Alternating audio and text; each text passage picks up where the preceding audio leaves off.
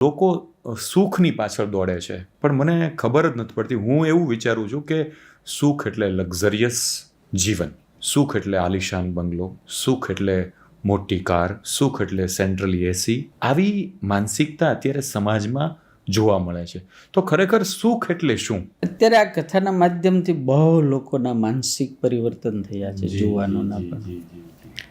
સુખ એટલે તો આમ અમે જો સાધુ તરીકે વ્યાખ્યા કરીએ તો જે મળે છે એમાં સંતોષ રાખી અને જે આવ્યું છે એ પ્રમાણે ગોઠવીને જીવવું. સ્વામિનારાયણ ભગવાન શિક્ષામાં લખી આવક કરતાં ખર્ચો વધારે કરવો નહીં. બીજું સ્વામિનારાયણ ભગવાને લખ્યું કે દેવું કરીને કોઈ દાડો બીજું કામ કરવું.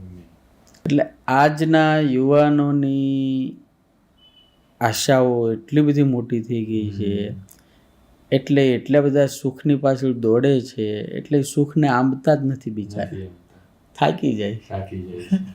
અને એ તે સ્વામી સુખ મેળવવા માટે પછી ઈર્ષાનો જન્મ થાય છે, સ્વાર્થ વૃત્તિ, દ્વેષ.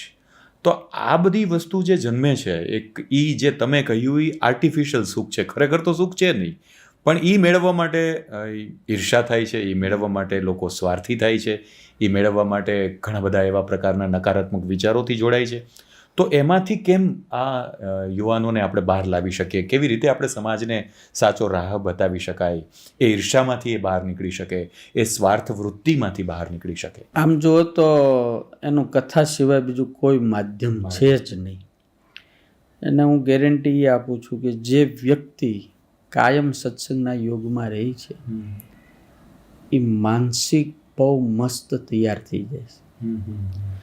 અને જેને ઈશ્વરનો ભરોસો છે, ભગવાનનો ભરોસો છે, એને મુશ્કેલીઓ આવે તો એમ વિચારે કે આ ભગવાન કરશે.